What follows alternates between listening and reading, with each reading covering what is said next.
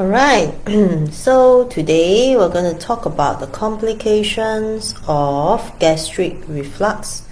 Alright, so what does it mean? Basically, it means that if you're going to leave your gastric reflux untreated, okay, what it can develop into, okay, what kind of conditions it can worsen into.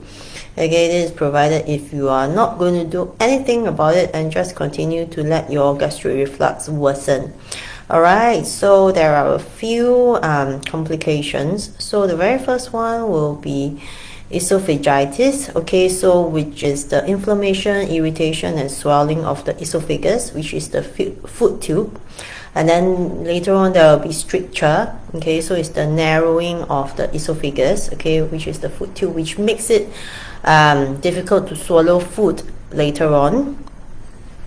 Alright, and the next one will be Barrett's esophagus. So this is a condition, okay, that has the name called Barrett's esophagus, which is the precancerous changes to the esophagus. So it's basically you're setting up the esophagus to develop into cancer later on, alright, because of the destruction of the esophageal cells through the gastric reflux, okay, the acid keep on going backwards into the food tube and corrode the lining of the food tube, okay, which if you keep doing that, the cells will get very inflamed and set up for the basis for cancer growth. Alright, and then the very last one will be ulcerations or bleeding. Okay, so if the gastric reflux keeps occurring, okay, you keep on injuring the food tube and the top part of the stomach, okay, and ultimately, okay, it will cause gastric ulcer to form, and once the ulcer breaks, okay, there can be bleeding. So some people, if they have this problem, they may start to also vomit blood, alright, so which is actually quite serious if you let your gastric reflux worsen and leave it untreated. Alright, so there are a few more complications that can come with gastric reflux, but I'll leave it to my Facebook live stream group and my platinum group, okay, which I think those points are quite interesting to share. Alright, so that's it for this week, and for you guys here, if you are next time, if you are in my talks, alright, or if you happen to make an appointment with me, then you will become part of my platinum group, then you will get the extra tips from my sharing every week. Alright, so then I'm going to switch to my Chinese version of sharing. 好，所以呢，这周就是谈关于食道那个胃酸反流所会造成的一些其他的病情哦，就是如果你让你的胃酸反流不经治疗的话，就是有其他的病情会发展成为其他的病情有哪一些呢 ？OK， 所以第一个呢就是食道炎，也就是食道的发炎、刺激或者肿胀，这是第一个。然后呢，第二个呢就是食道狭窄，也就是食道变窄因为它一直发炎的话呢，那整个食道的那个黏膜就会开始变得肿胀那肿胀的时候呢，那食道就会它的那个洞口就会变得越来越小。